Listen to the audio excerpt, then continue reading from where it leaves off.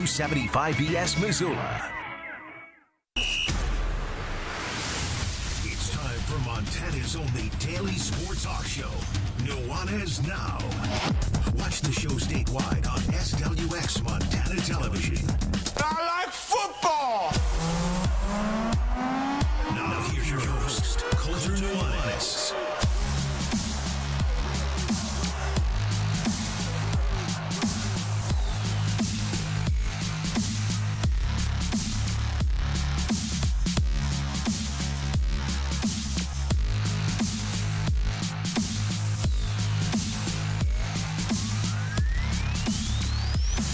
Yo, what's up, Montana? Welcome in. 102.9 ESPN Radio. You're listening to Nuanez Now. Hope you're having a great start to your week. I'm Coulter Nuanez, coming to you through the Grizzly Disposal studio here at the Missoula Broadcasting Company.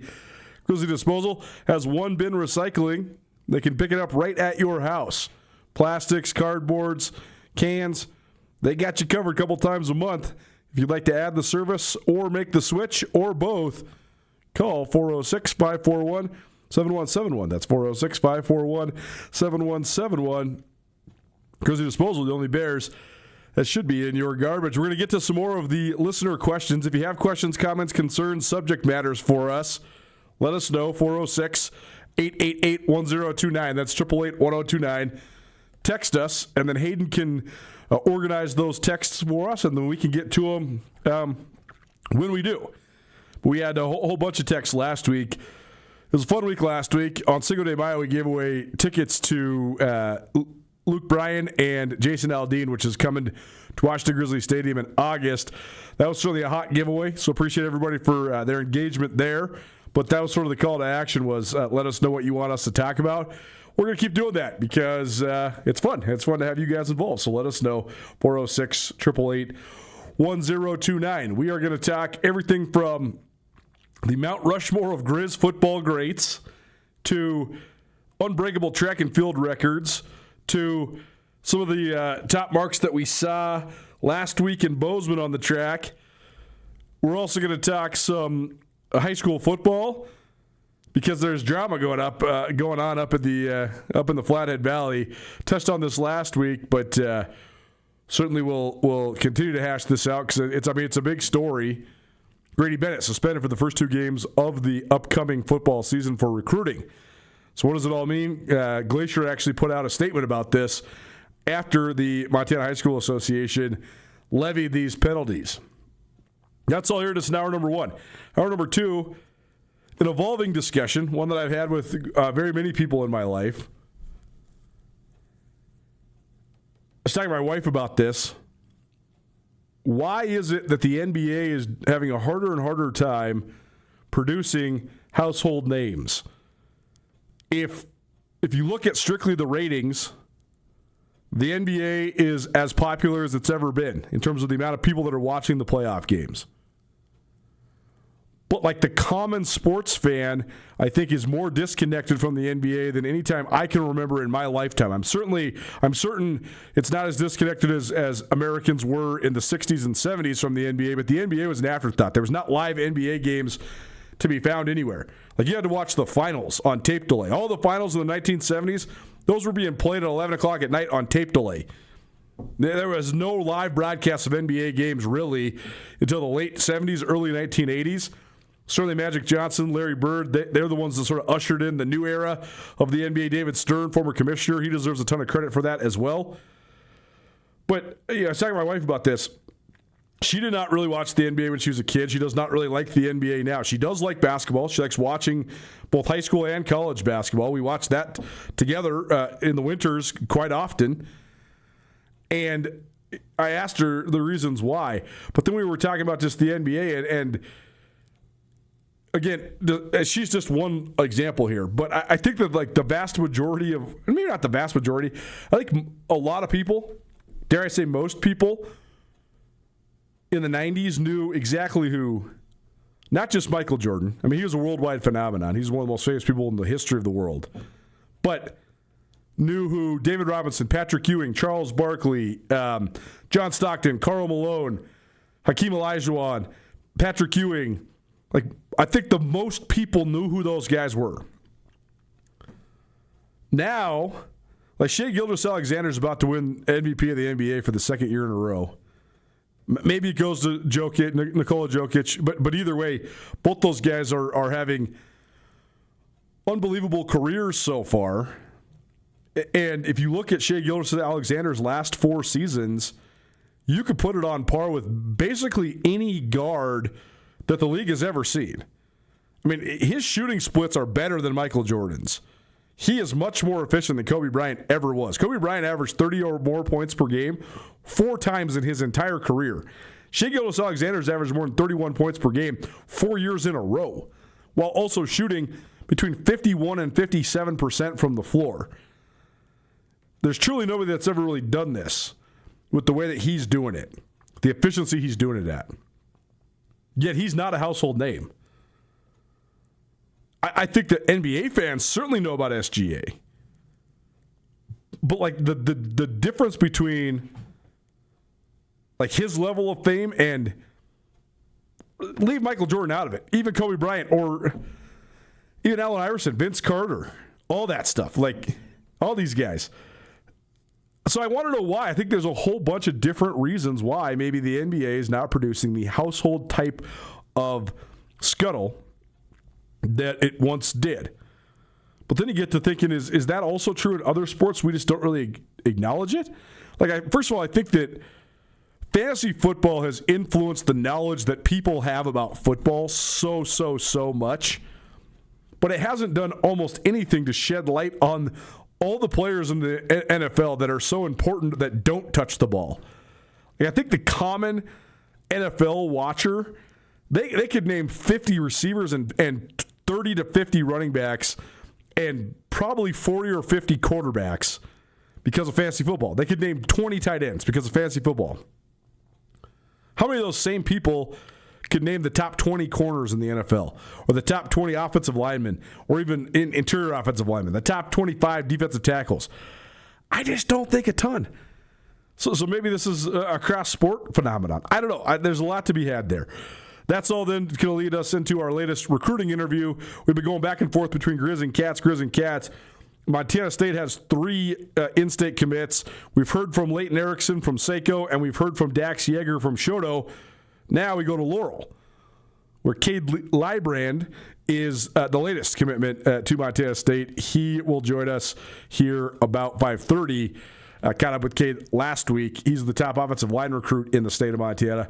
So that'll be the completion of the Cat guys for now, because, again, they only have 3 commitments. Montana has, I think, 7 or 8. We have heard from Eli Kasper from Missoula Big Sky, Sam Sermon from Missoula Sentinel. We have heard from Jack Ryan from Billings West.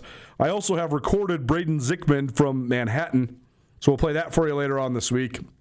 And also still efforting Cooper Pelk from Kalispell Glacier, as well as Drew Almquist from Helena Capital.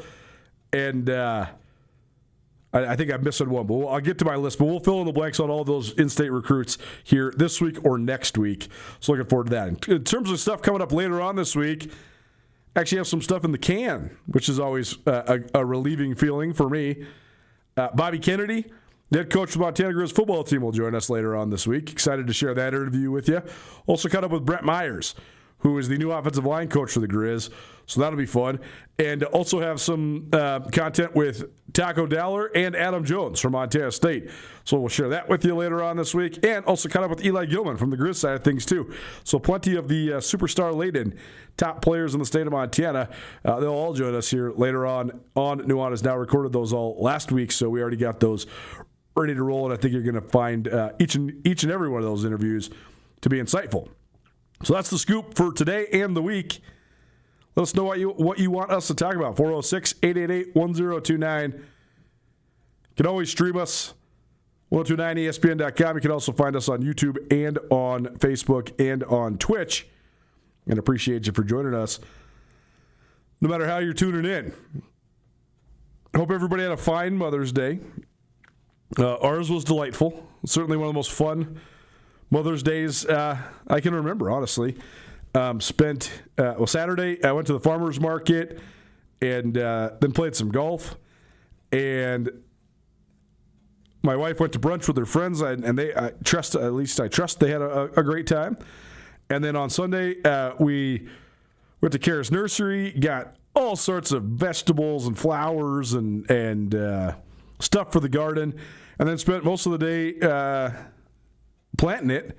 And then we went over to my brother's house and we hosted a wine tasting, my brother and I, for our wives as well as our mother. And smashing hit and really, really fun, and really, really enjoyed myself. And I think everybody else did too. So hopefully everybody else had a fine and enjoyable Mother's Day, and happy Mother's Day to each and every one of the moms out there. We couldn't do it without you. All right, so here's a couple of the texts that we got last week. Touched on this briefly, but I think this one's worth readdressing because I've gotten this inquiry many times. Somebody texted in, what is Tommy Mellott up to these days? I have not seen or talked to Tommy Mellott since we ran into him in Nashville for the national championship game.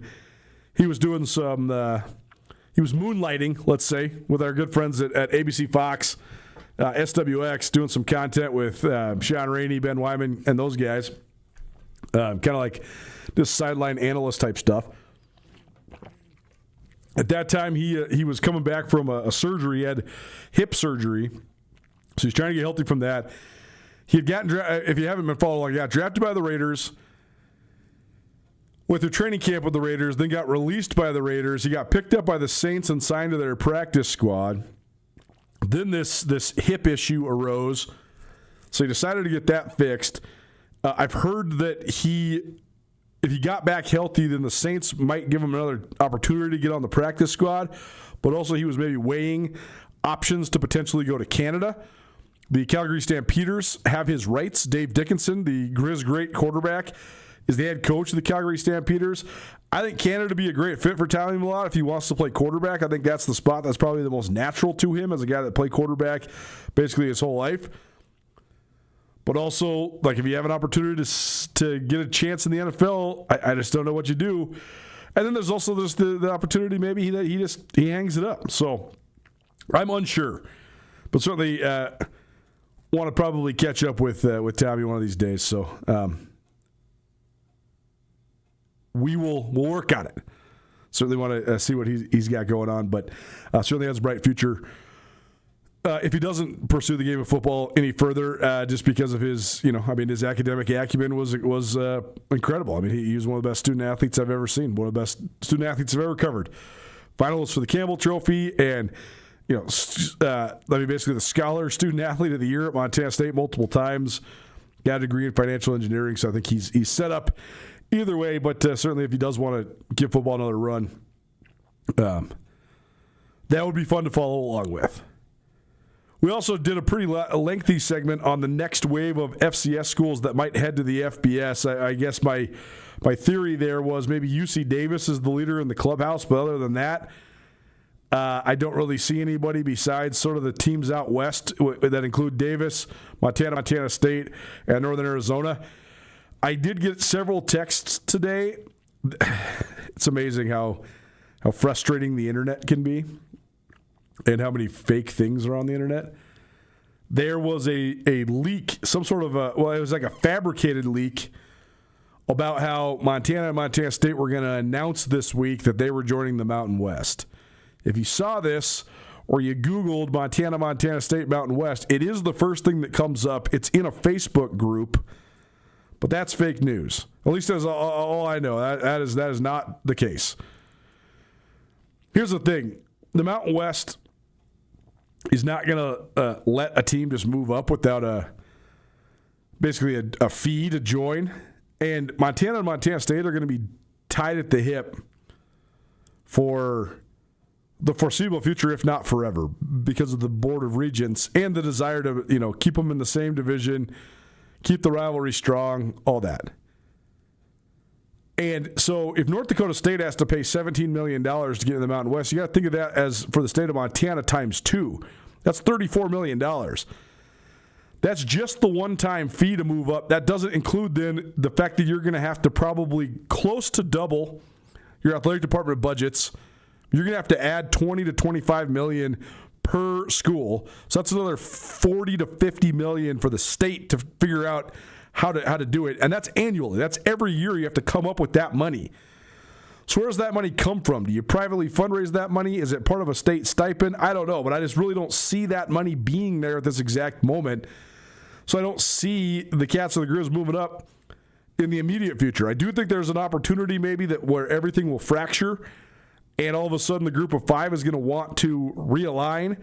And in that scenario, I could see potentially like an inner Rocky Mountain West type of conference where, you know, the Nevada and Wyomings of the world join forces with the Montana State, Dakota States of the world. But I don't think the Montana State factions are going to be making those sort of moves until that fracturing occurs. So those are the two that we touched on a little bit last week, hashing them out here a little bit more here this week. Nuanez Now, 102.9 ESPN Radio, SWX Montana Television, and the ESPN MT app. Colter Nuanez coming to you through the Grizzly Disposal Studio here at the Missoula Broadcasting Company. Hope you're having a great start to your week. All right, this one's a lot more fun, a lot less heavy, a lot less news heavy. This is a text from last week. Mount Rushmore of Grizz football greats. Now, my first two thoughts, Mount Rushmore is a fun conversation basically because you're saying who are the four heads you'd put on the mountain, right, for the Grizz. And I was debating this with my brother earlier today, and the first two names that came to mind were Dave Dickinson. He absolutely has to be on there. He was the 1995 Walter Payton Award winner, one of the all-time great quarterbacks in the history of the football championship subdivision, Division I AA back then.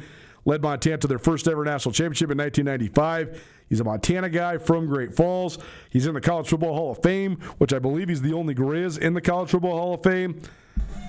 That's pretty easy. That's pretty no-brainer. I think everybody in the world that follows the Grizz will put Dave Dickinson the number one choice on the Mount Rushmore. Well, then my second one was Don Reed, the head coach for the Grizz from 1986 till 1995. He was sort of the architect of the rise to greatness for Montana football. But then my brother said, well, you should have two Mount Rushmores, one for coaches, one for players, because then it sort of streamlines it a little bit. And I thought that was a good idea. So my Mount Rushmore for Grizz coaches, Don Reed for sure has to be on there. Joe Glenn, the head coach of the 2001 National Championship team, and a guy that went to 2 National Championship games in 3 seasons. What would it have been like if Joe Glenn stayed for longer? I don't know. It's interesting thought because on one hand, conventional wisdom would say that he was going to stack national championships and Big Sky titles. On the other hand, there is something to striking while the iron's hot and then getting your FBS chance. And,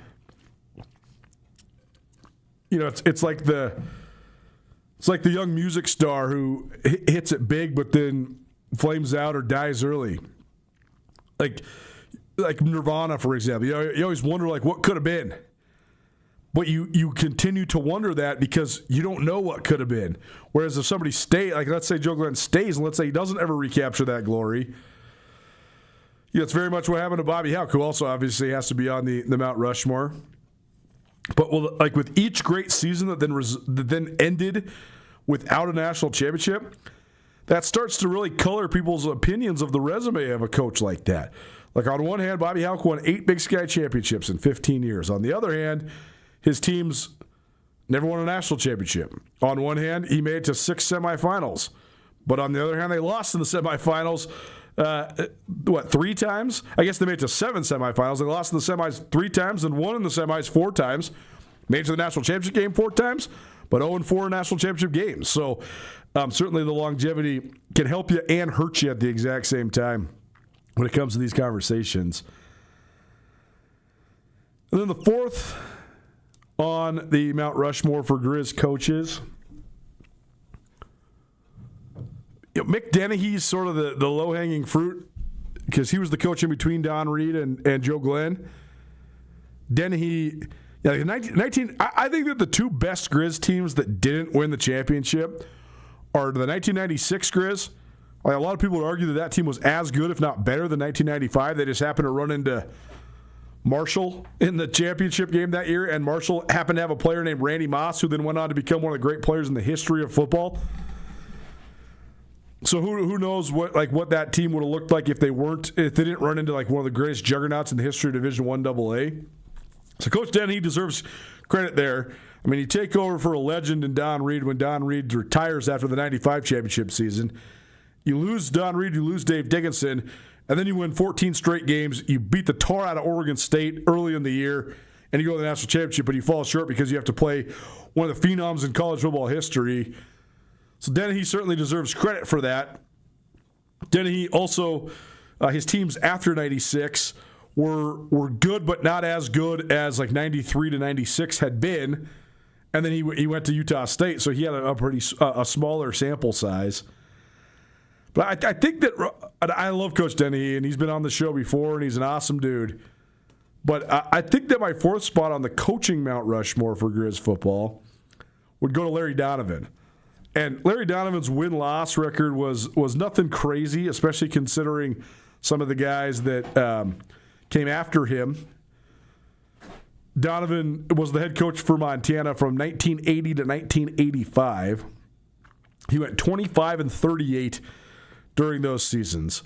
So you're saying, well, Coulter, how do you put a 25-38 coach on the Mount Rushmore? Well, people forget that in the 1960s, when Jim Sweeney was the head coach at Montana State, and in the 1970s, when Sonny Holland was the head coach at Montana State, and then Sonny Lubick, and then Dave Arnold, the Cats sort of ruled the day. Not sort of. The Cats ruled the day. When the Big Sky Conference was founded in 1963 until 1982, that was all Bobcats. They dominated the rivalry, and they dominated the Big Sky Conference during that time. And Montana was sort of an afterthought. They weren't just getting beat up by their in-state rival. They also were sort of playing chase to Idaho, Nevada. I mean, even Idaho State was better than Montana at that exact moment. Well, Larry Donovan takes over in 1980. He goes 3-7 in year one, but then really starts to get it turned around. They go 7-3 in 1981. And then made the playoffs for the first time in, I think, 14 years when they tied for the Big Sky Championship in 1982. That team, I think, is one of the more pivotal teams in the arc of the history of Montana football. That team had certainly several friends of mine that were on that team, guys that have taught me an immense amount of football. Marty Mornaweg was the quarterback of that team. Coach Marty contributes during the fall here with our Monday afternoon quarterback segment, talking all things Grizz, Big Sky Conference, and NFL. He was an all-conference type of quarterback on that 1982 team. Brian Salonen, who was a great player, went on to play for the Dallas Cowboys. He's a loyal listener and a guy that was one of the great players to ever come out of the state of Montana, certainly. Andre Patterson was a member of that team, a guy that's going to the Montana Football Hall of Fame this upcoming year, who was a guy that coached in the NFL for almost 30 years.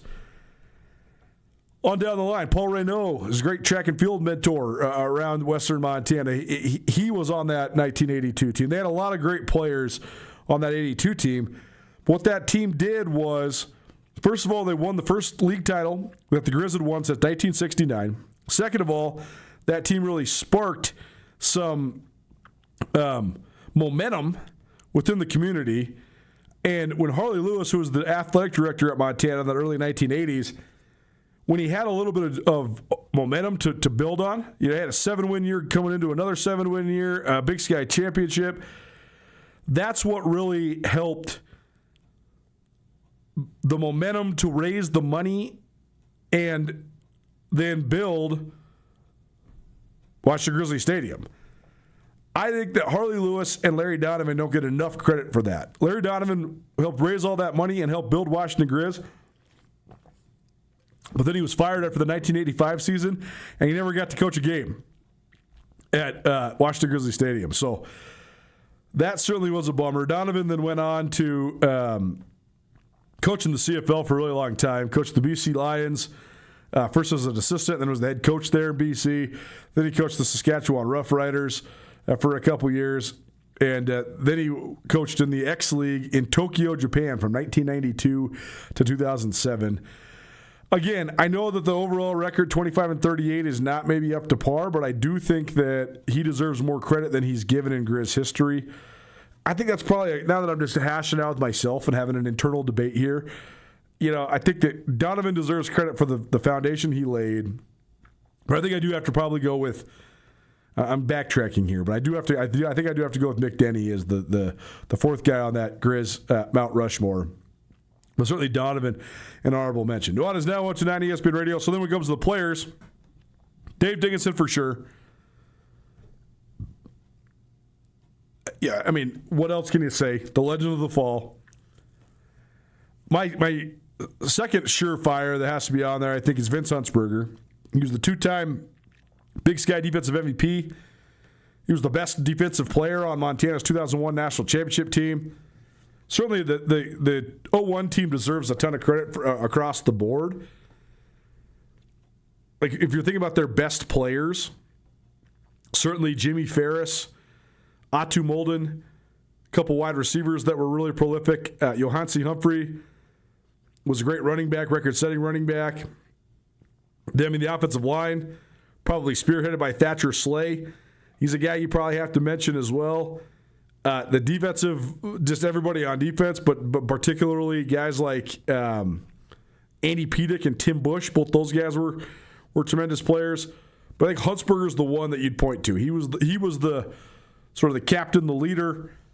I mean, sure, he got a Heisman vote as a Division I AA player.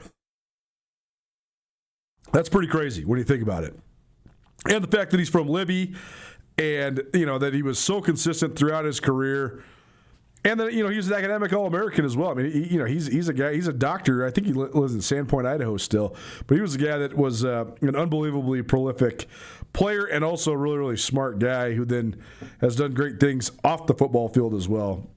So I think you got to have Huntsberger on there. I also think you got to have Croy Bierman. He's the first Buck Buchanan Award winner for the Grizz as the National Player of the Year. He then went on. I mean, if you combined the pro career with the college career, I mean, Bierman's one of the all-time greatest sack guys in the history of the Big Sky. But then he also went and played 10 years in the NFL, so that certainly heightens his legend as well. And then that fourth spot gets a little bit tricky because there's so many great players, right? Like, if you're going to go with an offensive skill guy, probably the only quarterback that's really in the conversation other than Dickinson is Brian Ayotte. There's been a bunch of other good quarterbacks, but nobody that's been sort of that national caliber, except for maybe Kaylee Ayotte. I mean, Brian Ayotte and Kaylee Ayotte are probably the two leaders in the clubhouse, but I don't think you go with the quarterback. Running back, Johansi Humphrey certainly could be in the conversation, but so could Lex Hilliard, so could Chase Reynolds. Receiver, Jimmy Ferris, Atu Moulton, Mark Mariani, all those guys could maybe be in the conversation as well. Ton of great tight ends at Montana, but I don't necessarily know if you put any of them above some of the other sort of pace setters. And then you look defensively, I mean, there's a ton of options. Like Jason Crebo is one of the best players on the 95 and 96 Grizz defensively. I mean, Pedic was a wrecking machine. He still holds the Big Sky single-season record for sacks.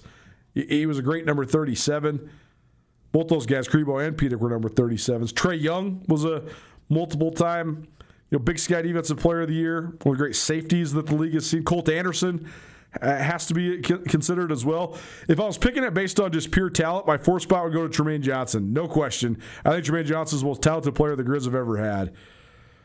But I'm not going to do any of those skill guys. I'm going to go back around. I think Thatcher Slay would be on my Mount Rushmore because I think he was the alpha dog of the 2001 team. I think he's the guy that, I mean, he is as mean and nasty and prolific of an offensive lineman as the Grizz have ever had. And I think that he was the tone setter for that team. And it's crazy to think that team is the last Montana team to win a national championship as we sit here in 2026, 25 years later. But it's true, and it's wild. But I think I'd go with Slay. So Dave Dickinson, Vince Huntsberger, Croy Bierman, Thatcher Slay. Of course, Tim Houck has to be in the conversation as well. And Houck doesn't have any of the national championship stuff on his resume, but he was a multiple-time Big Sky Defensive Player of the Year. He played in the NFL for a long time as well. I just don't know, like, how do you delineate? Like, Huntsberger's the number one because he has national championship ring and he was a 2-time Defensive Player of the Year in the league. How do you then delineate between Tim Houck and Colt Anderson and Shan Schillinger and Todd Erickson and some of the other great safeties the Grizz have had? I don't know. Because, individual accolades, okay, Tim Houck has got the edge because he's 2-time Defensive Player of the Year. Team, Colt Anderson went to the national championship game a couple times. He's got such a great Montana story. So those are all interesting, but I think if I'm breaking it all down, it's got to be Dave Dickinson, Vince Huntsberger, Croy Bierman, Thatcher Slay. Final answer. Great question. We'll do the Bobcats later on this week. Nuanez Now 129 ESPN Radio. Give you an update on one of the fieriest managers that baseball has ever seen, and we'll also give you a chance to win 75 free swings to D-Bat. We'll also talk some track as well. That's all next. Don't change that dial. Keep it right here. 129 ESPN Radio.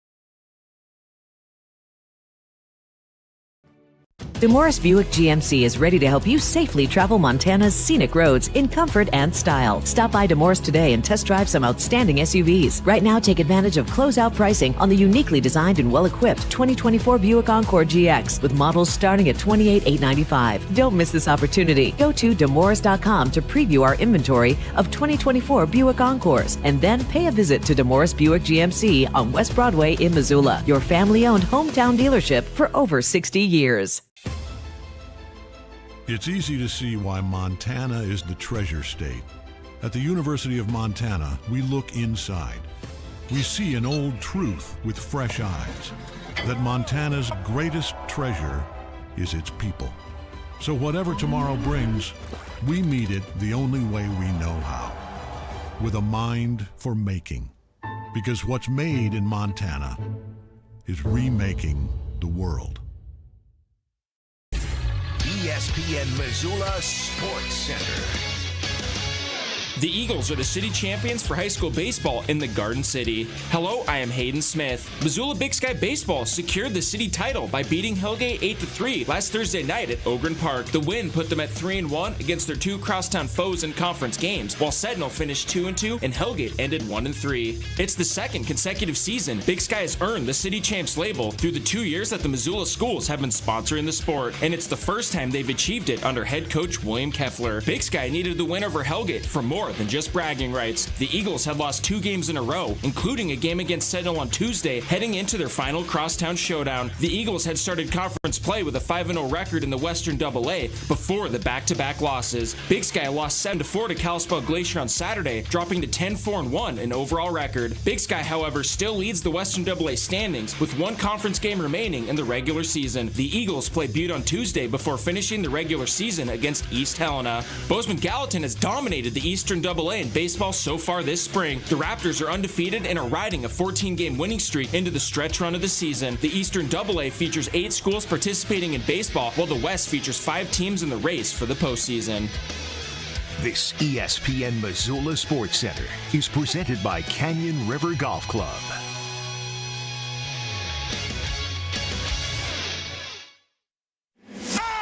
It's Nuanez Now on 102.9 ESPN Missoula. Watch the show statewide on SWX Montana Television.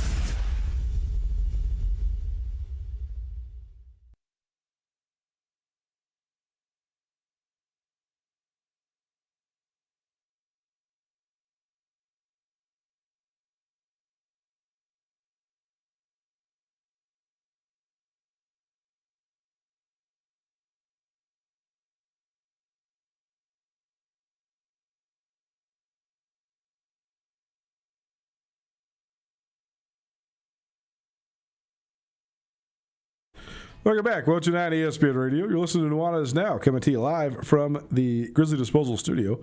Grizzly Disposal, locally owned, veteran-owned, and the only Bears that should be in your garbage. National headlines. This is on ESPN.com. 2 things. One, if you watched the T-Wolves Spurs game the other night, Victor Wembanyama got a little feisty and then elbowed Naz Reid directly in the jaw. He got ejected from the game. Well-deserved ejection. Actually didn't know Wembanyama had that in him. Not advocating for that sort of dirty play, but, he's got a little edge to him, and he's actually got a big edge to him, and I didn't know he quite had that. That certainly was impactful as Minnesota won that game. But Wembanyama will not be suspended.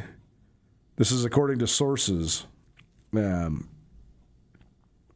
But he will play in Game 5. The series is tied 2-2. That's the best series going right now amongst the 4 in the NBA playoffs. The other piece of NBA news coming down the pipe, Giannis Antetokounmpo officially on the trading block. This has been not official for a long time. There's been a lot of rumors, but this is reported by Shams, the man with all the scoops in the NBA.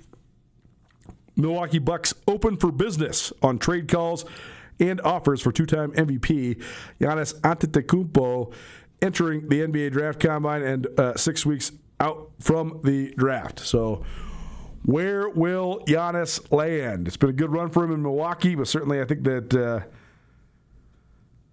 that's probably played out at this point. He's going to be highly coveted, obviously. I mean, he's one of the best players in the NBA. And I don't know where he ends up. I mean, you've heard Golden State. You've heard Miami. You've heard maybe Boston. All the drama with Boston right now, with Jaylen Brown saying he thought this was the best season of his life, even though the Celtics were not very good and then awful in the playoffs.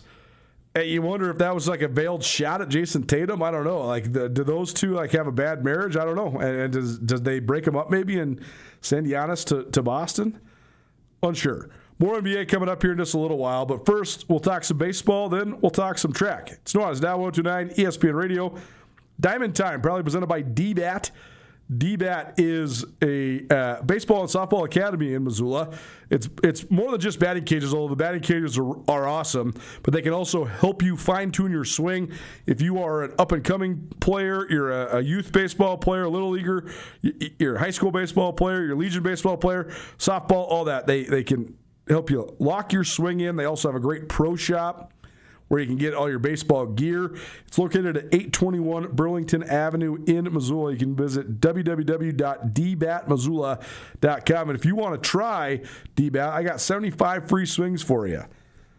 All you have to do is text us, 406-888-1037. 888-1029. That's 888-1029. Any and all texts will get you entered in to win 75 swings to DBAT. Baseball news from over the weekend. Certainly some melancholy news. First, I guess we never touched on this last week. I meant to, but I didn't. Ted Turner passed away last week. That's baseball news because Ted Turner revolutionized broadcasting with his Turner broadcasting systems and TNT and all that sort of stuff. When TBS became a superstation, and then all of a sudden you had TBS in most homes in America, cable television, and then TBS started broadcasting Braves games. Like you had Atlanta Braves, like to the moon basically. My wife, her grandma, her aunt, they're all huge Braves fans. Why? Because that's the team you could watch growing up in Montana, right? And the Braves were really, really good when that came about. Like early 1990s through the mid-1990s, the Braves were one of the best teams in baseball. They had one of the best pitching staffs with Greg Maddux and Tom Glavine and John Smoltz, Chipper Jones. I mean, they had iconic players. But Ted Turner's the one that sort of brought that to people's homes, right? One of the first teams with a national brand because of their ability to get into people's homes. Well, Ted Turner passed away last week at the age of 87. Well, then on the heels of that, Bobby Cox, the legendary manager for the Atlanta Braves, he passed away on Saturday at the age of 84. Cox is, to me, one of the most unforgettable figures in baseball history. And so much of that is because of all the success, right? I mean, he coached the Braves 78 to 81 and then 1990 to 2010. Also had 4 seasons with the Blue Jays in there as well. But, he won and won some more. It only got the one World Series title, which is actually sort of surprising considering how good those Braves teams were. But got to the World Series, won the National League pennant 1991, 1992, 1995 when they won it. They won the pennant in 1996 before losing, and they also won the pennant in 1999 before losing in the World Series. But still, 5 National League pennants, won over 2,100 games in his career. But perhaps, for better or worse, the thing that Bobby Cox will be remembered for the most is his absolutely incredibly explosive temper. Bobby Cox got ejected from 162 games. It's amazing that that's the number, considering that in baseball they play 162 games in a season. So Bobby Cox got kicked out of a full season's worth of baseball games during his time as manager. That is in itself impressive. If you have never seen Bobby Cox get ejected from a game, you should go find a little cut-up video, take yourself 5 minutes, and have yourself a grand old time. I would argue there's nobody that's ever gotten his money's worth like Bobby Cox. I mean, this dude would go absolutely bananas. When he wanted to get tossed, he was getting not just 2 cents, not just 5 cents. He's getting a whole quarter in there. He's getting 25 cents worth every single time. Utterly amazing to watch. The spectacle was awesome. I mean, when you watch Braves games, you were just sitting on the edge of your seat always waiting for when Bobby Cox was just going to go crazy. So certainly a life well lived, an awesome manager, and an unforgettable figure in the wide world of sports. It's a Diamond Time, proudly presented by DBAT of Missoula. Visit www.dbatmissoula.com or swing by their baseball and softball academy at 821 Burlington Avenue. If you'd like 75 free swings to DBAT, text us 406-888-1029. That's 888-1029. We'll do some best of the weekend when it comes to track, and we'll also keep hashing out the quote-unquote controversy that's going on up in Kalispell. Glacier High School, their head coach will be suspended next fall for 2 games. Glacier shot back with a response after the MHSA levied a suspension on Grady Bennett. We'll discuss that and more next. Keep it right here, 129 ESPN Radio.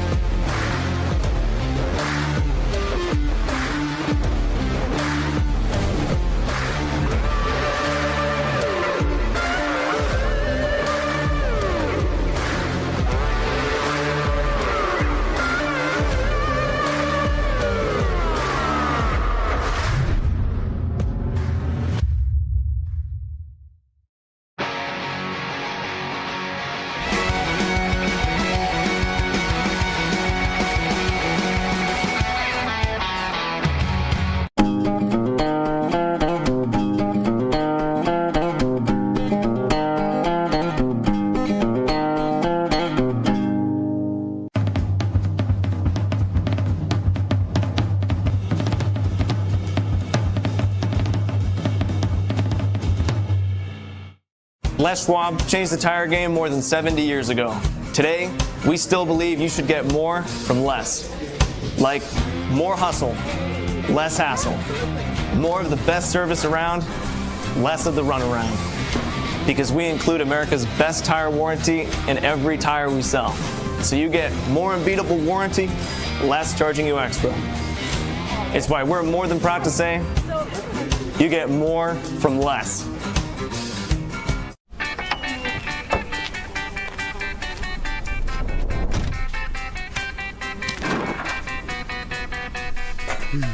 What do you expect me to say to her? She's getting married in 30 minutes. We're doing everything we can. John, can you hear me? John.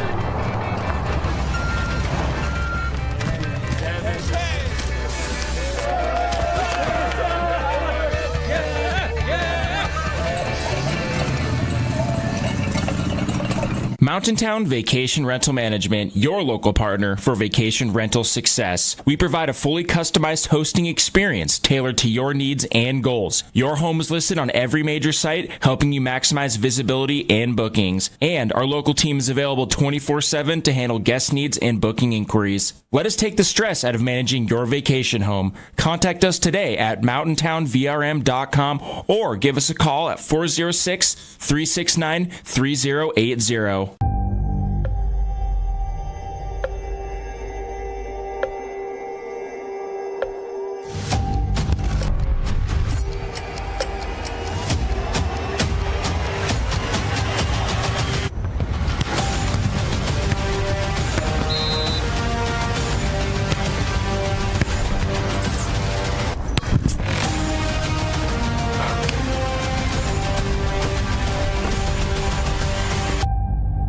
Snow, smoke, or wind, the swings never stop. Learn more at dbatmissoula.com. This is Nuanez Now on 102.9 ESPN Radio Missoula.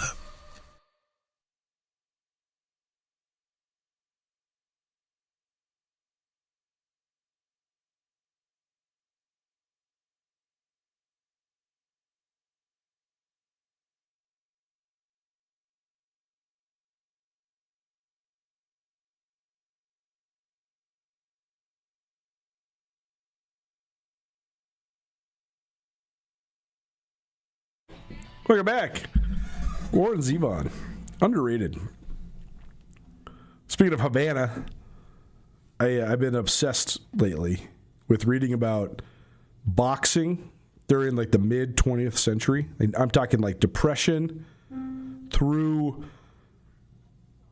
like right before Muhammad Ali.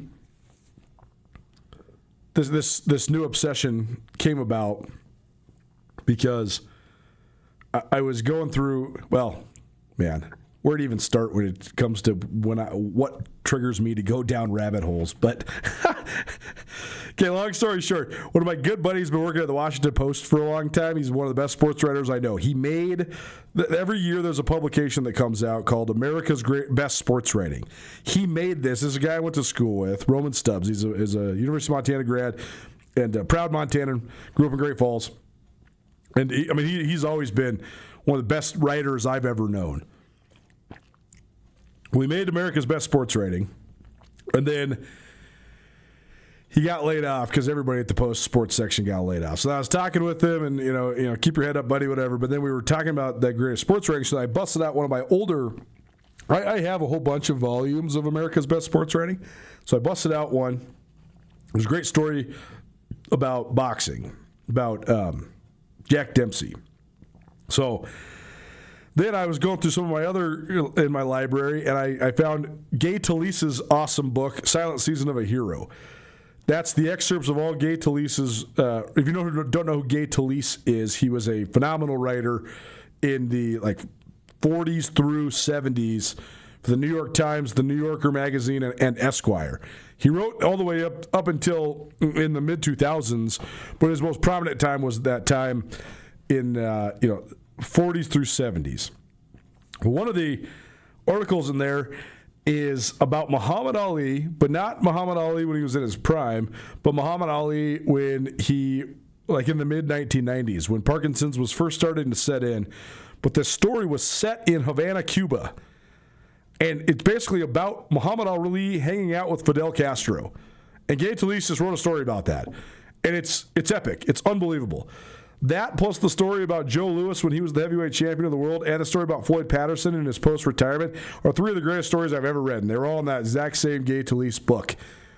Warren Zevon just reminded me of that, singing about Havana and lawyers, guns, and money.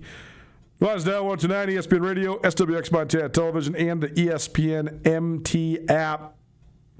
Let's do a Prep Extra. It's probably presented by Farmers State Bank.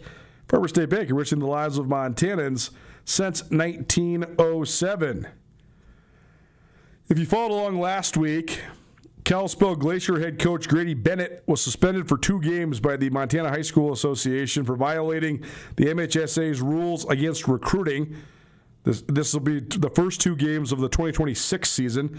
Glacier, of course, is the defending state champions. They open up the year with a state championship game rematch against Billings West. So that led the schedule last year. Glacier beat West in a slugfest in week 1. Then they got a rematch 14 weeks later and beat them again in a slugfest 16-6. West is expected to be very good again this year.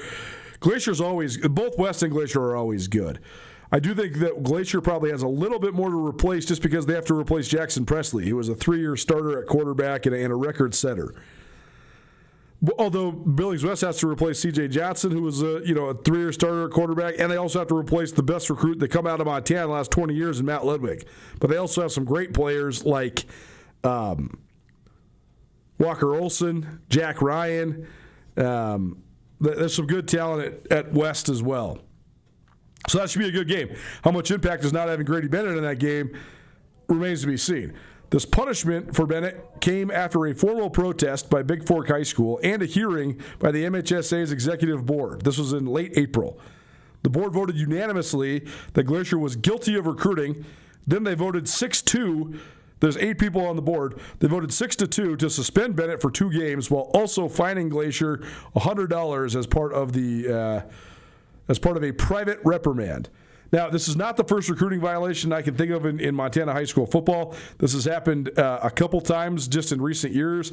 I don't have any knowledge of the history of this. Like, was this happening in the 80s and 90s? I'm not sure. This happened in Missoula at Sentinel a couple years back. They were fined, but Dana Oliver was not suspended for this. The MHSA basically said that they chose to do a suspension sort of to make a statement, right? That they were serious about this. Brian Michelotti, who's the executive director of the MHSA, he said the administration of Glacier High School has worked closely with the MHSA throughout this process. Glacier, along with all MHSA member schools, will continue working collaboratively to provide clarity and direction regarding the recruiting rule moving forward. So that's the news. If you missed this, we're catching you up on this. But Glacier did respond on Saturday morning. Glacier High School pushed back on the recruiting penalties, saying in an email, this is a statement that was sent to 406 MT Sports. This is from Athletic Director Abby Snipes.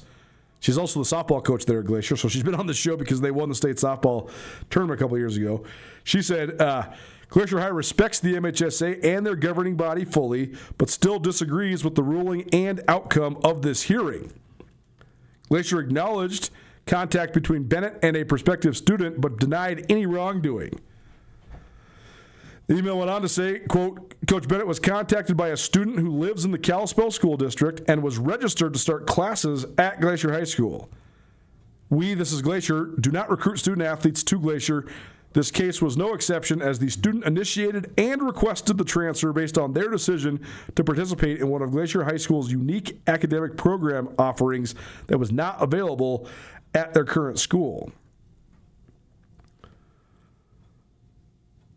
So then the Glacier High School Instagram page also pushed back, and they posted on Saturday, the truth is, when you build something with purpose and meaning, people are drawn to it. The mission of Glacier Wolfpack football is to partner with parents to develop boys into strong men of character, creating servant leaders who put others first. Rooted in honesty and integrity, the Glacier program remains committed to intentionally living out that mission in everything that we do, end quote. This is a mess. This is a mess, and I also, man, like, I'm not advocating for recruiting in high school sports. I also don't think this is indicative of some sort of like plague or some sort of like rampant issue. I don't know. Like, there was a lot. I just think that there's been recruiting going on a lot. Well, that's too speculative. That's unfair. But I think that there's a lot of people that live in Montana that live by a town, not in a town, if that makes sense. Like, think about the Bitterroot Valley, for example. There's a lot of people that live by Stevensville or by Florence, or like, what town do you claim, right? Like, I had a bunch of friends that I went to college with, and like, some were from Florence, some were from Stevensville, some of them were from Corvallis. But they all sort of just live in the Bitterroot Valley, and like, they would just choose the high school that was like the most convenient for them to go to, or that had like the best academic and or athletic offerings. I don't think that that's that uncommon. So does it mean those kids are getting recruited? I don't know. Like, when I was in high school, Big Sky High School, Sentinel had 2 quarterbacks, and one of them then decided to transfer to Big Sky. And he transferred to Big Sky for a lot of reasons, but one of them was to be our starting quarterback. We didn't recruit him. He just wanted to play. And he lived in a part of the district where it was like he could have gone to either Big Sky or Sentinel based on like where his house was. So it's like it's not a deal. I don't know. I just think that this has been going on for a really long time. And again, I don't know what is going on here in Glacier. I don't think that Glacier would adamantly deny all this and say in such detail exactly what happened if they really were. They wouldn't just lie and deny just to protect Grady Bennett, I don't think. But then on the other hand, the MHSA would not have levied such a strict penalty and laid the hammer down on Glacier unless this was valid. So I'm not defending either side of this. I just think that this is something that's causing a lot of conversation right now in high school sports in Montana. And my number one thought I keep going back to is, if Glacier was just terrible, would this be a story? Like, are people going to rat out recruiting, or are they going to accuse of recruiting for a team that's not the defending state champs? I don't know. I don't know. I guess my whole thought here is that I think this is being made into a way bigger deal than it actually is, but I do think a 2-game penalty is a very strict penalty in high school football. So I think that is the story that is going to have an effect maybe on the high school football season, especially for the defending state champs. We'll circle back to this when football season is closer, but certainly this has been it's been something that struck a chord with a lot of people that follow high school sports around the state of Montana, and it's certainly a somewhat juicy story. Well, it's Down 129 ESPN Radio. If you missed anything in the first hour of the show, you can always find it on the Nuanez Now podcast, which is available on all your various podcast hosting platforms. Please rate, review, subscribe. Hour 1 in the books. Hour 2 coming your way. Don't change that dial. Why is the NBA not producing household names like it used to? We'll discuss that, plus some in-state recruiting when it comes to football. Next, keep it right here, 129 ESPN Radio.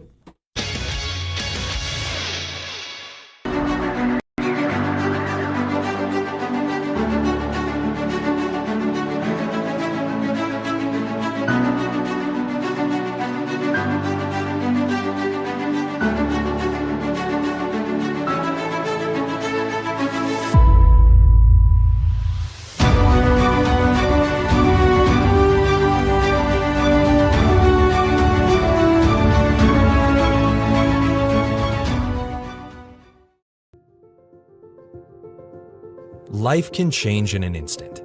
If you've been hurt in an accident, suffered from medical negligence, or are facing criminal charges, you don't have to face it alone. At Ryan Miller & Coburn, we're here to listen and fight for you. We're your neighbors, traveling across Montana to stand by your side is your link to justice. Real people, real help, right here in Montana. Ryan Miller and Coburn, your Montana attorneys.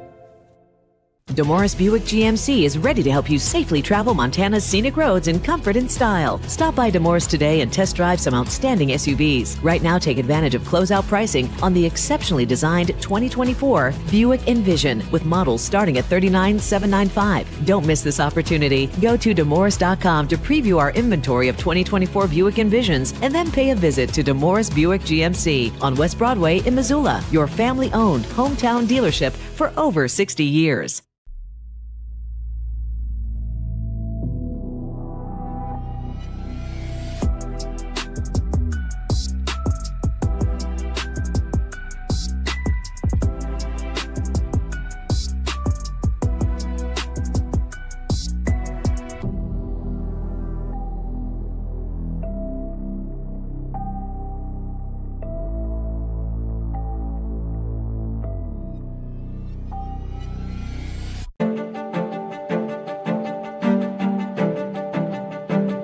Life's about the journey, not the destination, right? Why can't it be about both?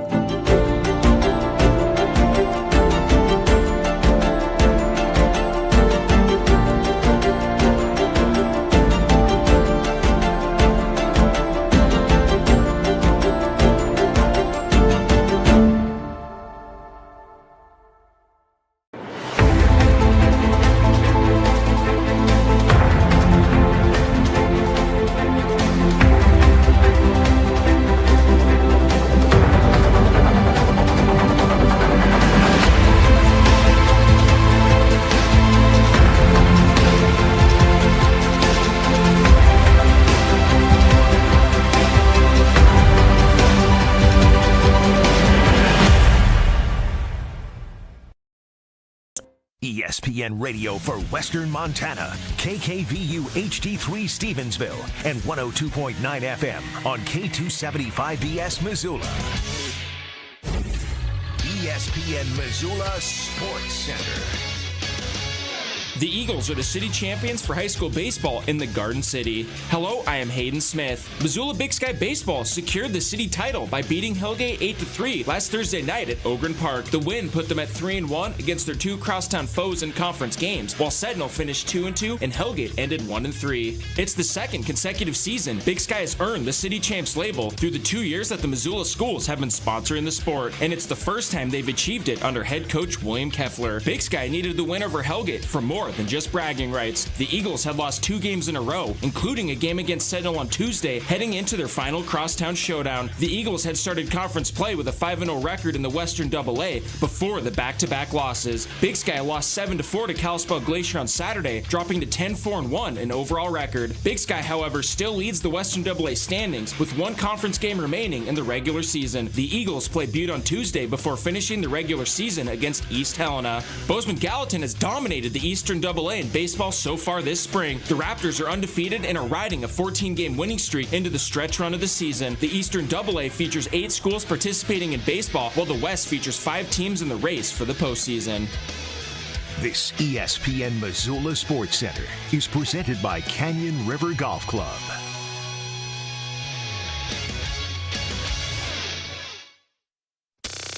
Nuanez Now on ESPN Radio.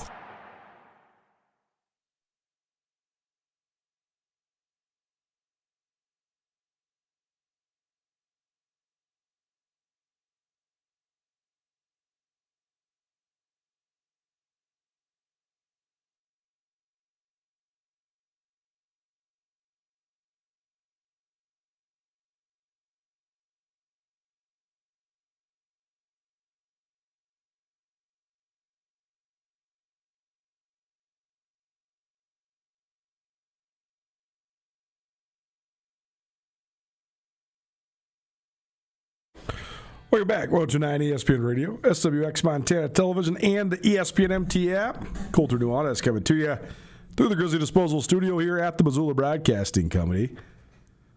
Grizzly Disposal has construction roll-off boxes for your construction project.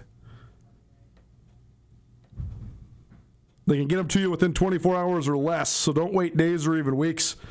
Give Grizzly Disposal a call today. You can always visit online, grizzlydisposal.com, or call 406-541-7171. Grizzly Disposal. Locally owned, veteran owned, and the only bears that should be in your garbage.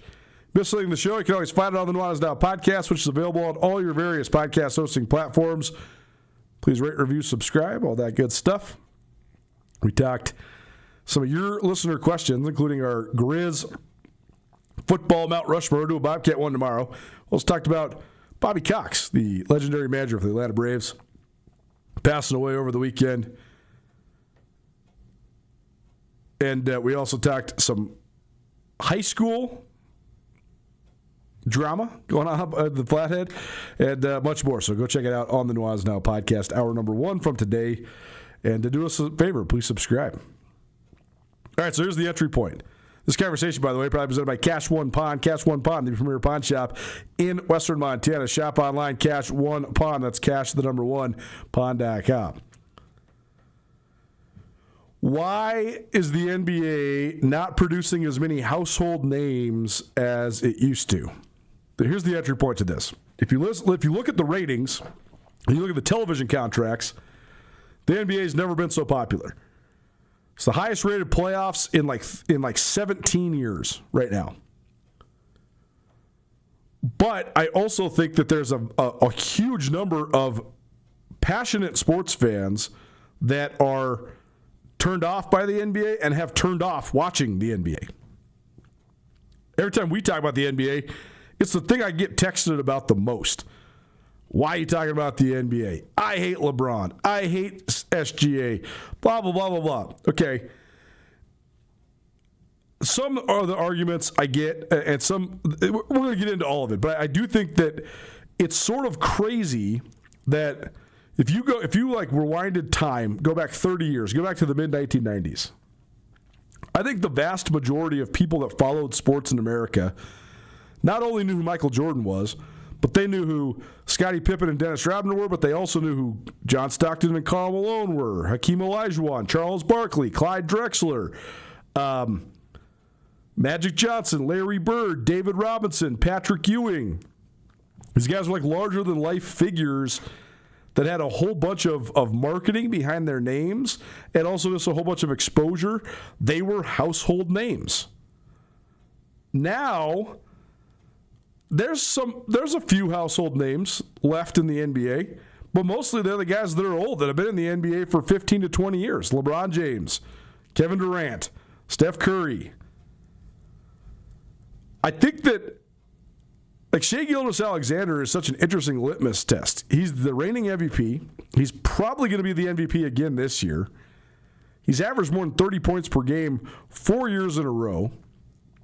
His shooting splits and his efficiency ratings are quite literally the greatest of any combo guard that the NBA has ever seen. Like if you put his statistics next to Michael Jordan, Dwayne Wade, Kobe Bryant, like Jordan had a couple high watermark years where he was averaging like 36, 37, 38 points per game, but he never shot 56% from the floor like SGA did this year. Kobe Bryant is one of the greatest scorers in the history of basketball. He only averaged 30 points per game 4 times in his career. SGA's done it 4 years in a row. Dwayne Wade never averaged 30 points per game in his career. SGA's, again, and you could say, if the argument was, well, this guy's just a volume scorer on a bad team like Carmelo Anthony used to be or like Gilbert Arenas was during his prime, okay, but that's also not true.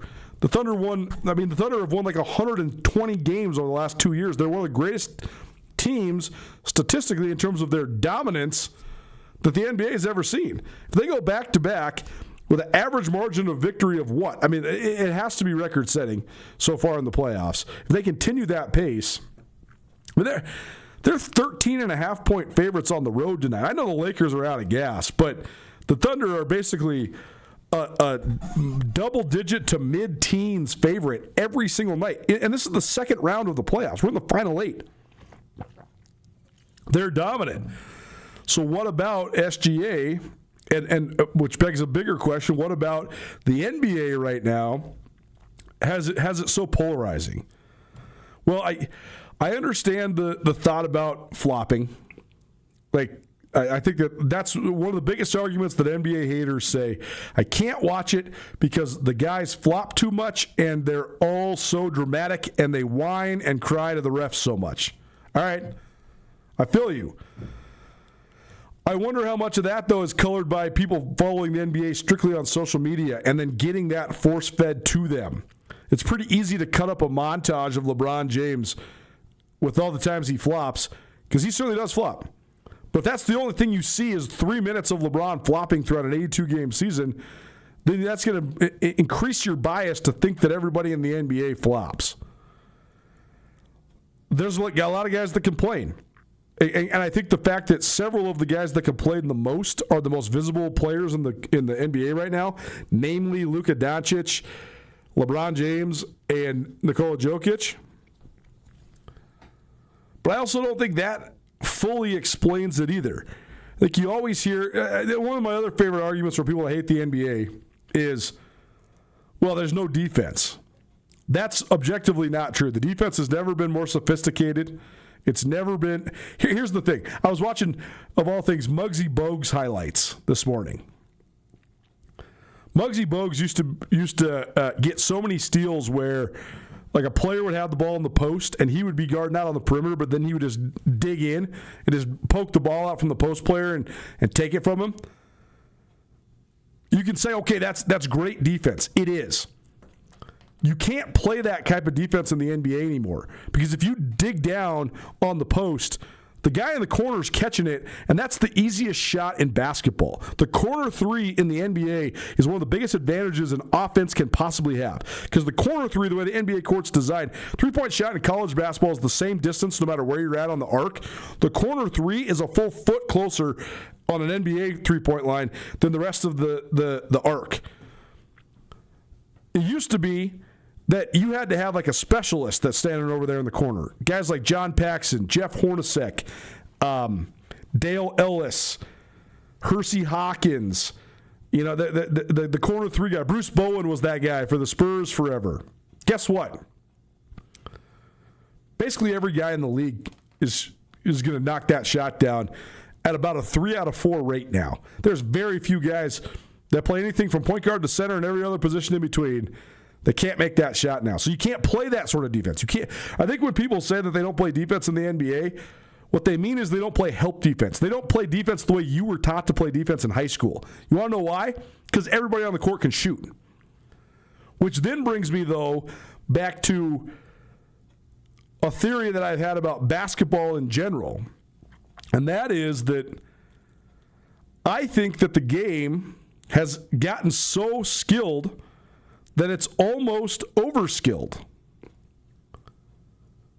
What I mean by that is, like, when you go watch a high school basketball game, even just in Montana, there's more guys that can dribble and shoot at a high level. Like, if you watch the warm-up lines, it's clear that everybody has their, not everybody, but the vast majority of guys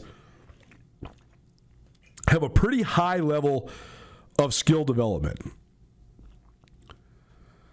I actually don't think that makes for as good a basketball, because you don't have specific role players.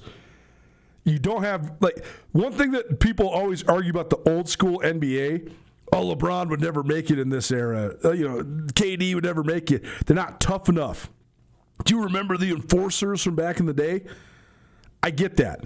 That was my role in basketball. I was not dribbling or shooting. I was setting screens and boxing out and getting rebounds. That's how I made basketball teams when I was, in my teenage years. So I get that. I also think, though, that because there's not the room for the role player now, or because, like think about the great players that were so impactful on championship teams in the late 80s and early 90s. Guys like Bill Laimbeer, Rick Mahorn for the Detroit Pistons. Guys like Dennis Rodman for the Chicago Bulls. Guys like Charles Oakley for the New York Knicks. Even Anthony Mason. Dale and Antonio Davis, both of them, the Davis brothers for the Indiana Pacers. Who else are some really good enforcers from back in the day? Those guys could play in the NBA back then because the game wasn't so hyper skilled.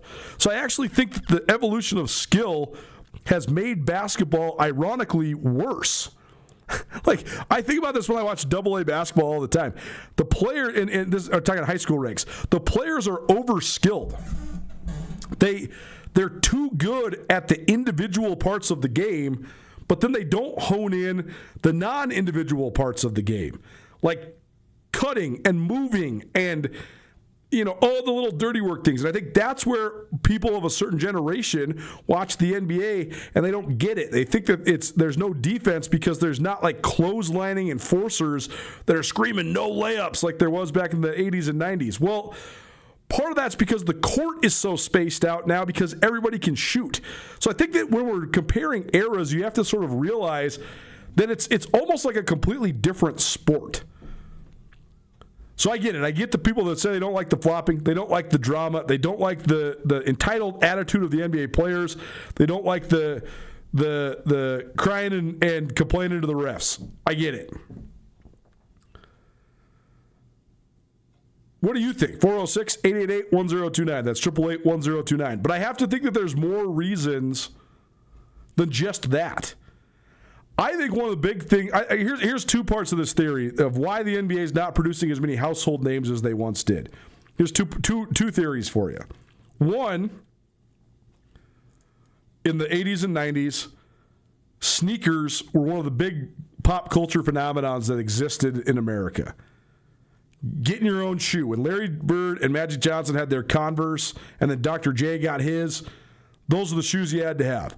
But then Nike, this little company called Nike out of Oregon, they take a risk on the kid from North Carolina, and they say, okay, we are going to design custom shoes for Michael Jordan. And then they say, we are going to go in the face of the rules of the NBA, and these shoes are not going to be all white or all black like all the other shoes in the league. We're going to make these red and black, and Jordan's going to get fined every single time he wears these shoes, and we don't care. We're going to make them, and we're going to pay the fine. We're going to change the game. That created one of the great cultural phenomenons that we've seen in America with the rise of Air Jordans and the marketing legend that Michael Jordan became. Well, that then accentuates the legend of him. I think Michael Jordan is certainly one of the GOATs of all sports history. So there's no, I'm not denying his accomplishments or his resume or his prowess or any of that stuff. He also was very fortunate to be the premier athlete in the world at the exact moment he was. The confluence of events that helped prop him up helped carry his star into the stratosphere. You add in the fact that he had built-in momentum coming into his NBA career because he had been a national champion at North Carolina, played for one of the most iconic programs, one of the most iconic coaches in the history of college basketball. Then he played in the 1984 Olympics when it, by the way, happened to be in America. That was the first time that had happened in a long time, and he got to play for Bobby Knight. Then you go to Chicago, one of the biggest markets in the country, and then you get this one-of-a-kind deal with Nike, and you continue to build. Then David Stern, the commissioner of the NBA at the time, he hitches his wagon to Jordan. Then you get the Dream Team. Like, this confluence of events is what made the star. Jordan would have been a star no matter what. But the confluence of events is what shot the star into the stratosphere. Now I just wonder, first of all, our attention is so much more fractured. Sneakers are not even close to as big of a deal. Like, when Jordan would drop a shoe, people across the country were obsessing over how do I get this shoe. Like, how many of you out there listening right now have Jordans in your sneaker collection? I mean, the concept of a sneaker collection is something that's very 1990s. Now, like, I know people still collect shoes and people still like sneakers or whatever, but people are not clamoring for LeBron's shoes or Luka's shoes or Steph's shoes, even close to like they were with Jordan. Like, the marketing was so good on Air Jordans that little kids were literally convinced that the shoes were going to make them fly. Like, you're going to fly like Mike if you buy these shoes. We're not so naive anymore. So there's not an obsession with sneakers, so there's not a bunch of propaganda that's like helping elevate the superstars. I think a lot of those guys that were sort of in Michael Jordan's orbit also got elevated. But then I also think the other part that has held the NBA back in the modern era is that almost all the best players in the NBA right now, well, not almost all, but a good number of the best players in the NBA right now are not American. Jokic, not American. Doncic, not American. Shai Gilgeous-Alexander, you might not know this. He's not American. He's from Toronto. He's Canadian.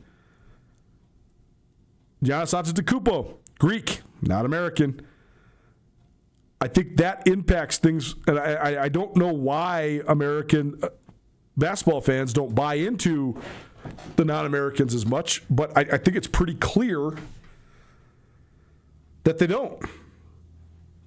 The other thing from this basketball season, Nuanez Now 102.9 ESPN Radio, why do you think the NBA is not producing household names like it did in the 1980s and the 1990s? Let us know what you think.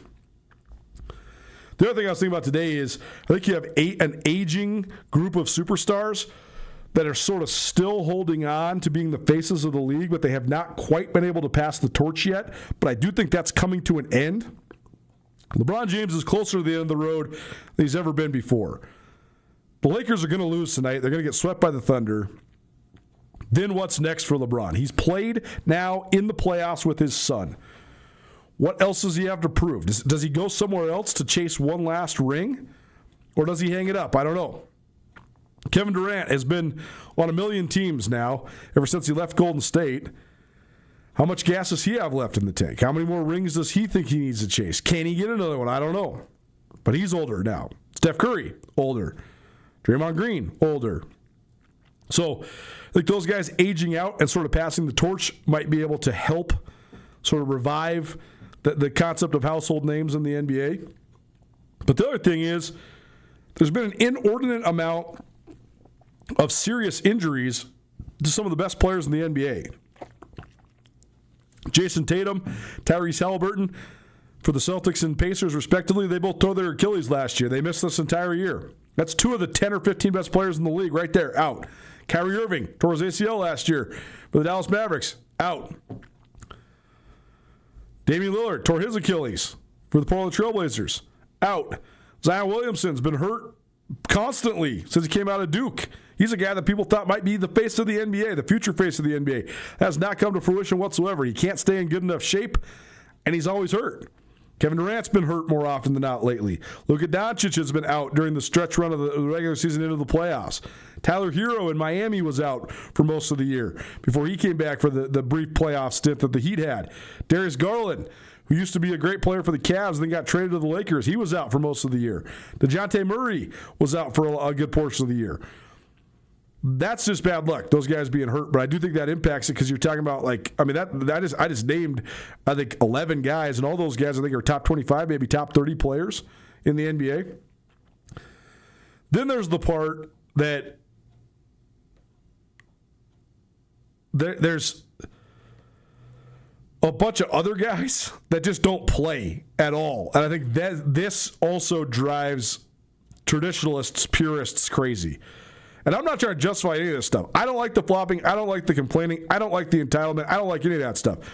I also don't like when guys like Ben Simmons get paid more money than God and don't play. Or a guy like Trae Young. What happened to Trae Young? He was in the conference finals of the Atlanta Hawks a couple years ago. Has he played since then? He just doesn't play. John Morant. John Morant's supposed to be one of the faces of the NBA. What's John Morant doing? He's being an absolute idiot and completely tarnishing his own reputation, and that's killer. That's killer for the NBA. He's supposed to be one of the guys that's taking the torch from LeBron and Steph, but he's just not doing it. Who else? There's Anthony Davis has hardly played since he got traded to Dallas, and he's had an injury-riddled career. Like, that drives people nuts. Kawhi Leonard. There was a moment in time when Kawhi Leonard won the championship in Toronto after being such a great player for the Spurs that you're having a real conversation about Kawhi Leonard's legacy as one of the greatest players of all time. I still think he has to be a top 50 type of guy ever, but he's just so sporadic in the amount that he actually plays. So I think that really impacts a lot of the way people think about this. Let us know, what do you think? Why is the NBA struggling to establish household names, even though the league is as deep and as talented as it's ever been? Let us know. 406-888-1029. That's 888-1029.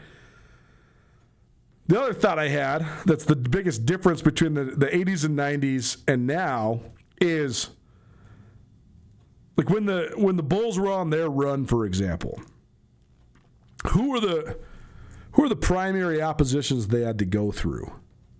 Certainly the New York Knicks when Patrick Ewing was there, the Indiana Pacers when Reggie Miller was at the height of his powers, a sort of conglomeration of contenders from the West, including the Portland Trailblazers with Clyde Drexler, the Seattle Supersonics with Sean Kemp and Gary Payton, and of course the Utah Jazz with John Stockton and Karl Malone. I actually wonder if the fact that there is, like, how many guys would you consider elite, like all NBA type players in the NBA right now? I think it's probably 3 times the amount that was in the 90s. I actually think that might be bad for the league. You used to sort of see these collision courses coming with some of the teams that were really, really good, that had multiple like Hall of Fame type of players on them. Now, like there's just so many good teams with so many good players on them. I actually wonder if that makes it so that the best of the best don't stand out. Like they don't rise to the top as much as they used to. I was thinking about this watching the New York Knicks the other night. Like the Knicks swept the 76ers. They're in the conference finals. Is that Knicks team going to actually win the conference or win in the finals? I'm not sure. But if you were just to say, like, on paper, where's this Knicks team rank with the guys that they have on the roster, they're pretty dang good. Like, how do they stack up with, like, those 90s Knicks teams with Ewing and Oakley and John Starks? I mean, I don't know. Probably pretty favorably. But they're winning at exactly the same rate, which is good but not great and not enough to get over the top. I just wonder if the fact that there's more great players actually makes it harder for the super-duper stars to rise to the top. So it's an interesting thought. Last point on this, when it comes to the fact that the ratings are as high as they've been in 20 years, I wonder how much, this is terrible to think, but I think it's valid. I wonder how much of that stems from sports gambling. Like how many people are tuning into the NBA because in the playoffs, you got multiple games where you can get action every single night. And you're going to check in on those games when you place a little wager on them. Does that make it more, quote-unquote, popular? I guess what I'm saying is there used to be so many casual basketball fans that they would tune into the NBA playoffs. Now I think that the people that are tuning in every night are either hardcore NBA fans that tune in all the time or people that bet on the games. A lot of people are texting in right now. Let us know what you think. 406-888-1029. Load management is another thing that's a common response right now. Hayden just sent that along. Appreciate it, Hayden. Thank you very much. Yeah, the load management things is something they got to fix, and I think that they're going to have to figure out a way to fix it because it's impacting the reputation and the integrity of the game, but it's also impacting the draft lottery as well. Like you saw multiple teams, like A.J. DeBonsa is projected as the number 1 overall pick in the NBA draft. The dude was basically sent across the country to go to a prep school in Utah and then went to BYU for a huge NIL deal. The Utah Jazz, who are one of the most proud franchises in the NBA, who used to have one of the most fervent and passionate fan bases and one of the best home court advantages and one of the great traditions of winning, they have absolutely and intentionally completely sucked for the last several years in the effort to try to get the number 1 pick. Well, I mean, how many games did the Jazz win this last year? They didn't get the number 1 pick. They went 22-60. They were losing on purpose. And they still didn't get the number 1 pick. So they're not going to get DeBonsa. So how do you control that? Like, if the whole point of tanking is to get the guy that you need, and then this guy has an embedded fan base because he already went to high school and college in your state, and you just went 22-60 for the dead last spot in the Western Conference, and then you don't get the number 1 pick still, what was the point of all of that? Like, what was the point of the actual tank? It's brutal. But the load management part of they have to fix that part. When people say load management, though, that doesn't help me answer why you're not more into it in the playoffs. They're not load managing right now. Anthony Edwards is playing on one leg. He's fighting tooth and nail. Like, if you think the NBA doesn't play defense, watch the Timberwolves Spurs series and then get back to me. Those guys are playing their butts off on defense. You think guys aren't tough anymore? Well, Victor Wembanyama looked pretty darn mean the other night, throwing elbows. Anthony Edwards has been playing on one leg for about a week and a half. He's supposed to be out. He's not. Are those guys not tough? I don't know. I guess I buy and see a lot of the flaws of the NBA, and it makes me sad. And I totally acknowledge a lot of the flaws of basketball in general, because that also makes me sad. But I also think that if you really love basketball and then you watch a series like the T-Wolves Spurs, if you tell me if you sit down and watch if you sat down and watched all of game one of that series, and then you tell me you still think the NBA is garbage, I can't help you. Because that game one was pure cinema. It was unbelievable. Everything from the competition to the toughness to the defensive rotations, all of it was great. So, I mean, I know I'm talking on both sides of this. I totally get the things that are holding it back. I totally get the influences. And I totally get if you don't like the NBA because of all the things that you've texted in. Load management, entitled superstars, dramatic figures that are always complaining to the refs, flopping, lack of toughness, whatever. I can see almost all of it, but it doesn't explain the here and now. Because right now, like the Lakers Thunder series is sort of trash. The Knicks 76ers series wasn't very good, and the Knicks just ran right through it.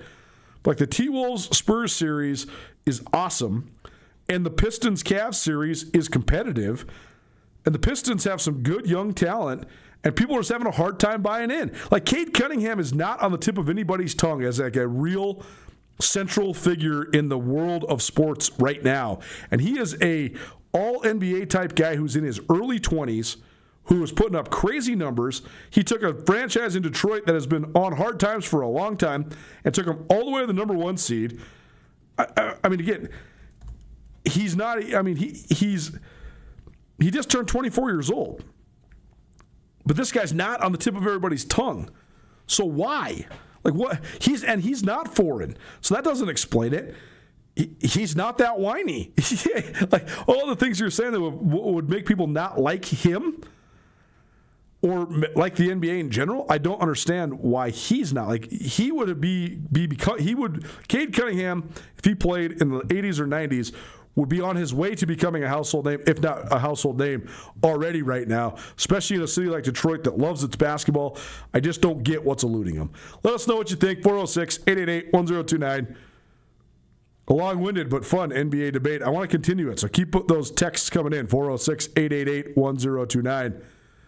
Let us know what you think. Why the NBA is not producing household names like it used to. It's Nuanez Now, 129 ESPN Radio. Talk some in-state recruiting. Bobcat commit Cade Librand joins us next. Keep it right here, 129 ESPN Radio.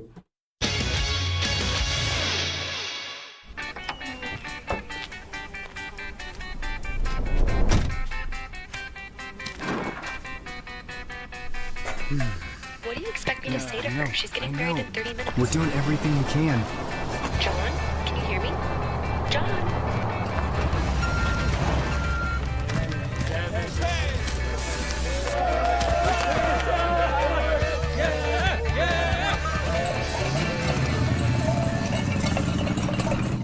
At Shields, we're anglers, endlessly seeking and refining techniques. We're hunters and storytellers, because we've been out there. We're experts that put products and gear to the test, so we can share that knowledge with you. At Shields, we understand your outdoor journey and the path you're on, because we walk it too, every step of the way. Shields, right there with you. Mountain Town Vacation Rental Management, your local partner for vacation rental success. We provide a fully customized hosting experience tailored to your needs and goals. Your home is listed on every major site, helping you maximize visibility and bookings. And our local team is available 24/7 to handle guest needs and booking inquiries. Let us take the stress out of managing your vacation home. Contact us today at mountaintownvrm.com or give us a call at 406-369-3080.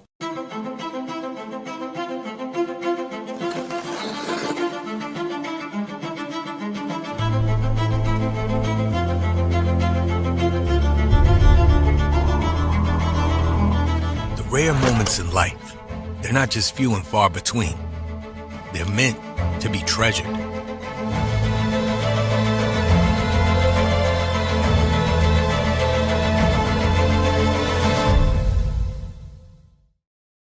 Bring the whole family to the Stone of Accord for a wonderful brunch.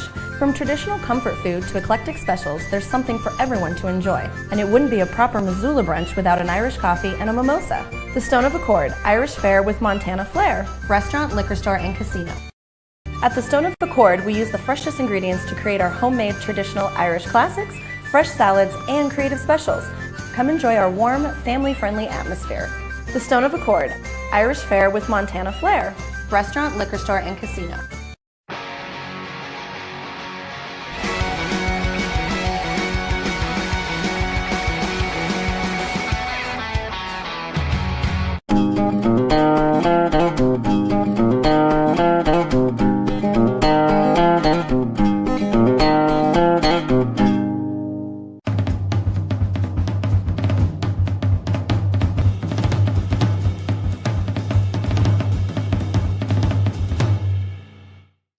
ESPN Missoula Sports Center.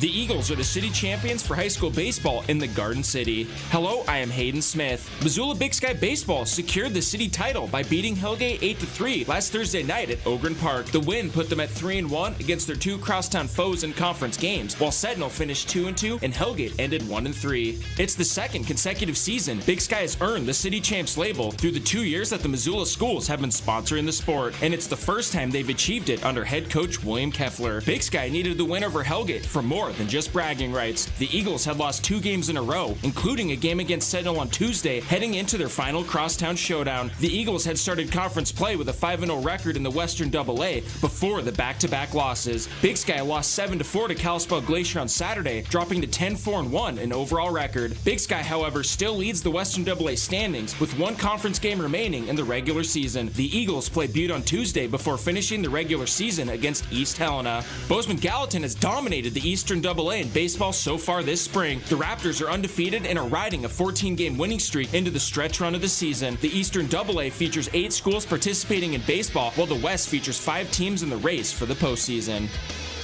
This ESPN Missoula Sports Center is presented by Canyon River Golf Club.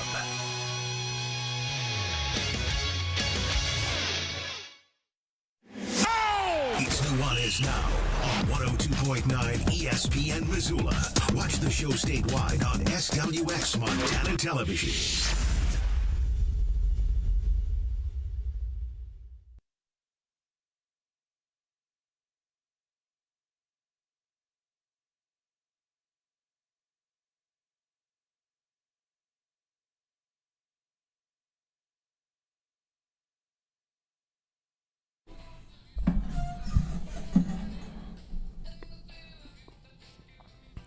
Welcome back. Nuanez Now, 102.9 ESPN Radio, SWX Montana Television, and the ESPN MT app. Colter Nuanez coming to you through the Grizzly Disposal Studio here at the Missoula Broadcasting Company. Grizzly Disposal, locally owned, veteran-owned, the only Bears that should be in your garbage. A couple more thoughts on our NBA conversation. Why aren't there more household names coming out of the NBA right now, despite the level of play being as high as, in my opinion, it's ever been? This is from Brooks Nuanez, who moonlights co-hosting with me sometimes here, my brother. He says that part of this is that the NBA star making needs to start at college. And so often now these guys don't have much of a college resume and or are only in college for a short amount of time. So you're not getting to know them in college. And like Jordan, even Michael Jordan, who's I think most people would consider the greatest player of all time, or one of at least, he had to stay in school for multiple years. That's just not the case anymore. The top 13 projected draft picks in the upcoming NBA draft, every single one of them was a one-and-done guy. Like I didn't know who Darius Acuff was until February, when I started watching big-time college basketball. I didn't know who DeBonsa was, other than the fact that he signed such a huge NIL deal with BYU. I think for years you got to, you saw Patrick Ewing at Georgetown, you saw Hakeem Olajuwon at Houston, you saw Michael Jordan at North Carolina. Then some of the guys, maybe that are at the smaller schools like John Stockton at Gonzaga or Steve Nash at Santa Clara, those guys sort of come up and bounce out of nowhere, but they're not necessarily getting their legends built at during the college days. So then it's sort of a clunky start when they get to the NBA. It's certainly a good point. Keep them coming in. Hayden's forwarded them to me. We'll continue this conversation a little bit more a little later on today and a little bit more into tomorrow's show as well. But first, let's talk some recruiting. Nuanez Now on ESPN Radio, as well as SWX Montana Television and the Big Sky Breakdown podcast series. Continue our recruiting coverage. Check it in now at Laurel High School, a senior to be.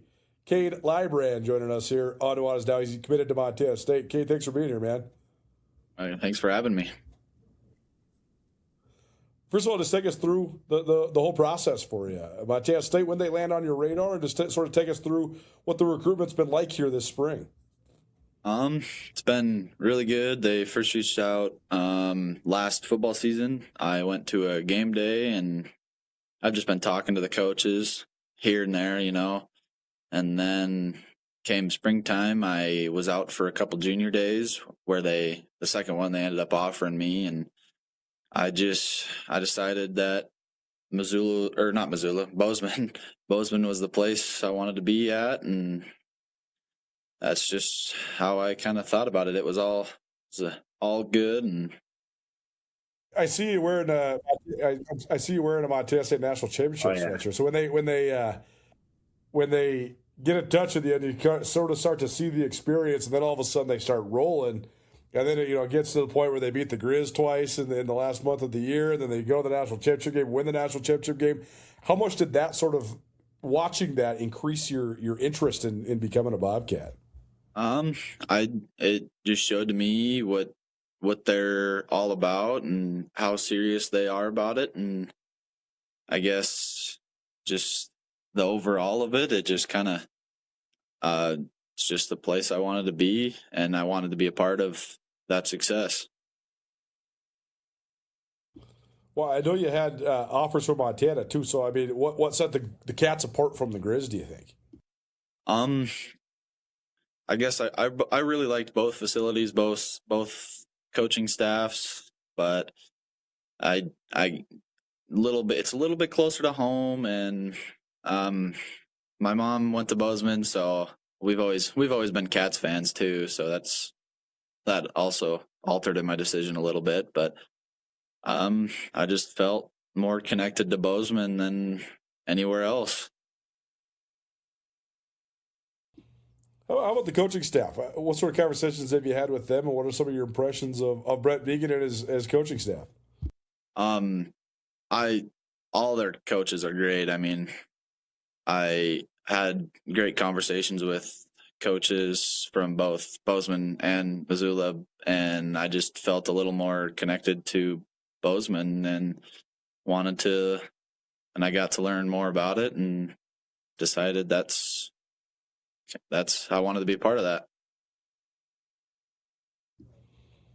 Cade Lybrand joining us here on Nuanez Now, 102.9 ESPN Radio, as well as SWX Montana Television and the ESPN MT app. He's a commitment to Montana State from Laurel High School. So tell us about your high school career so far. What sort of things have you learned at Laurel? What sort of things have you worked on over these last couple of years that have sort of set yourself up for this opportunity?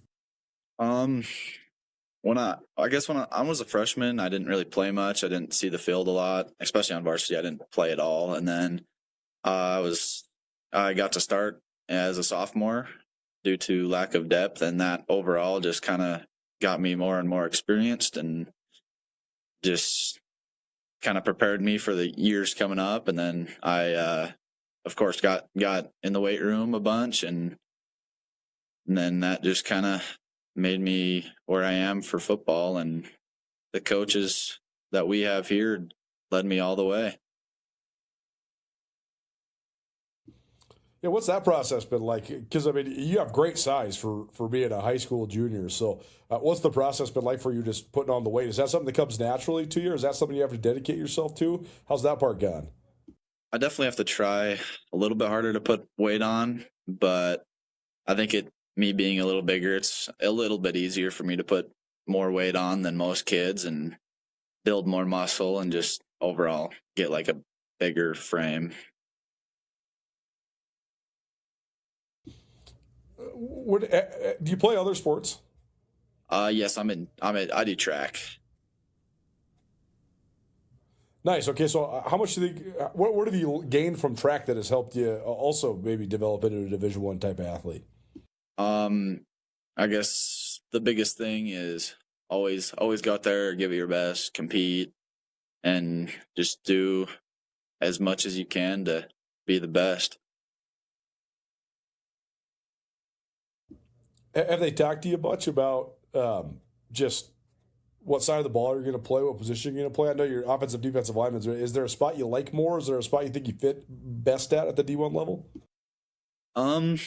I guess I don't think there's any. I don't have a preference, but I don't think they quite know where to put me yet, and wherever I end up is just fine. So you're in either side. You're good to go. Yeah. Very good. Kate Liebrand joining us here on Nuanez Now 102.9 ESPN Radio, as well as SWX Montana Television and the ESPN MT app.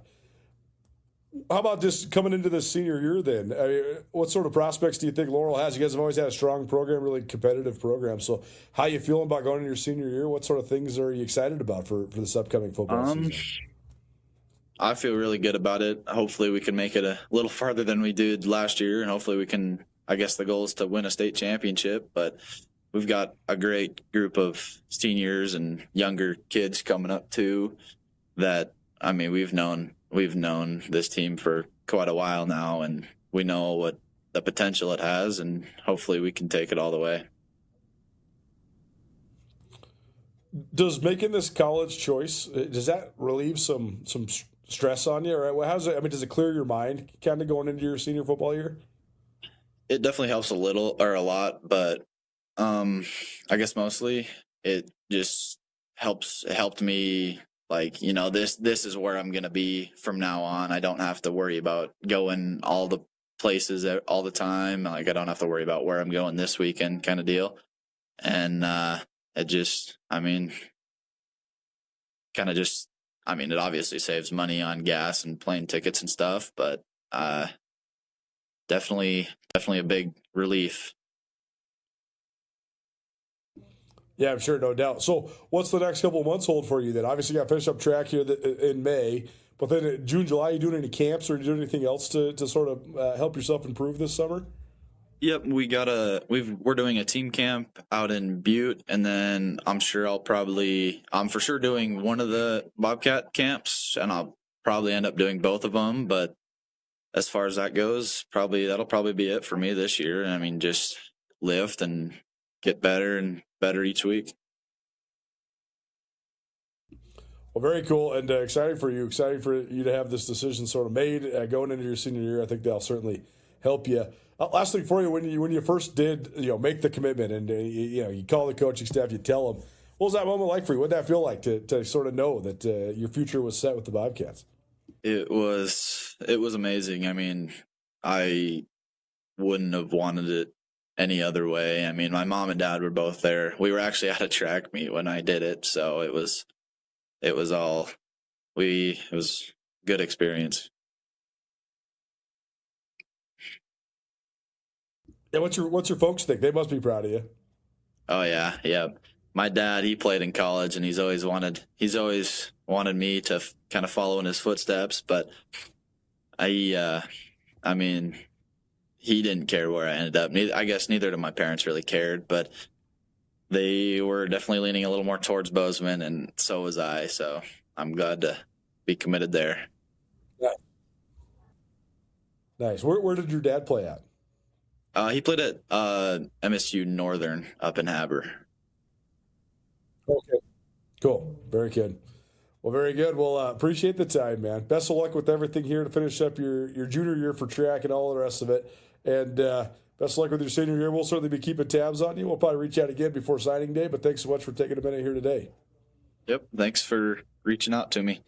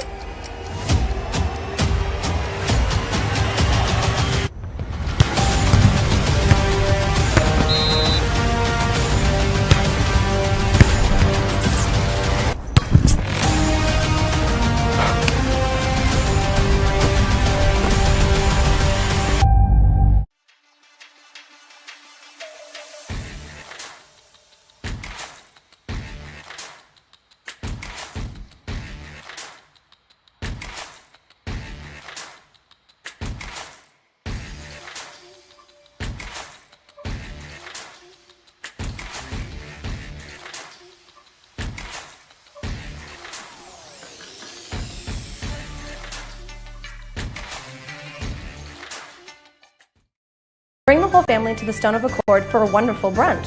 From traditional comfort food to eclectic specials, there's something for everyone to enjoy. And it wouldn't be a proper Missoula brunch without an Irish coffee and a mimosa. The Stone of Accord, Irish fare with Montana flair. Restaurant, liquor store, and casino.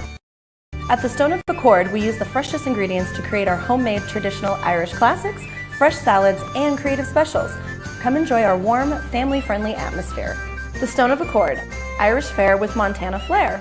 Restaurant, liquor store, and casino. Access to Montana's great backyard is the best part of being a Grizzly. At the University of Montana, our classrooms are the mountain peaks, river valleys, and never-ending plains of the Big Sky Country.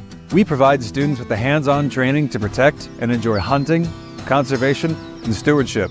UM launches the careers of outdoor leaders so that they can protect our traditions and ensure they are passed down for future generations.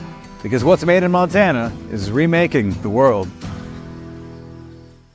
Why would any business let you use their product and give you 365 days of reassurance? Mattress Firm does because they believe in their mattresses. Save on top brands like Nectar, Tempur-Pedic, Beautyrest, Serta, Stearns & Foster, and others. Mattress Firm carries $149 mattresses all the way up to the luxury Purple Rejuvenate Premier. 0% in payments as low as $39 a month, along with 365 days of reassurance. See why Mattress Firm is Montana's best place to find the sleep you deserve. Mattress Firm, where it's easy to get a great night's sleep.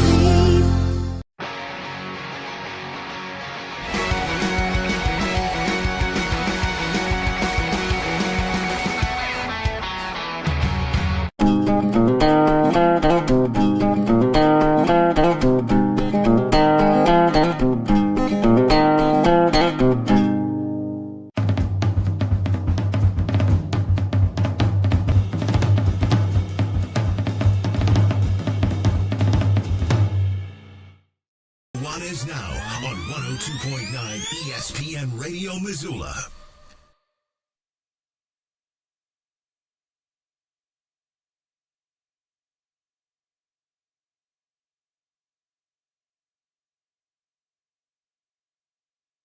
Welcome back. Welcome to ESPN Radio. It's Colter Nuanez coming to you through the Grizzly Disposal Studio. Grizzly Disposal, locally owned, veteran-owned, and the only bears that should be in your garbage. Appreciate you for hanging with us. Thanks to our great friends at Last Best Golf Company.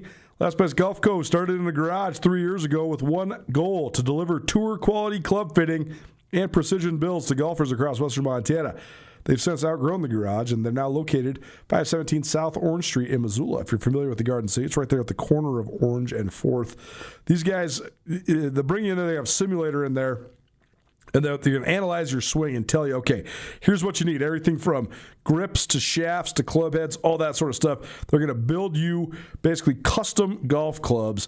This is great for everybody from beginners to pros. They use advanced technology and proven data to help you get the absolute most out of your game. Last Best Golf Co., they don't just sell off-the-rack golf clubs. They build pure performance, custom fit for you. Check out their new shop at 517 Orange Street in Missoula.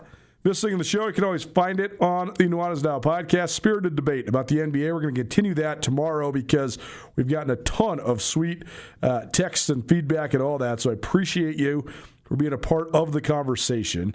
We also talked some baseball. Bobby Cox passed away over the weekend. One of the most fiery and fun to watch managers in the history of baseball. Longtime head man for the Atlanta Braves. We also talked some high school football with the pending suspension of Grady Bennett at Kalispell Glacier headed into next year. And had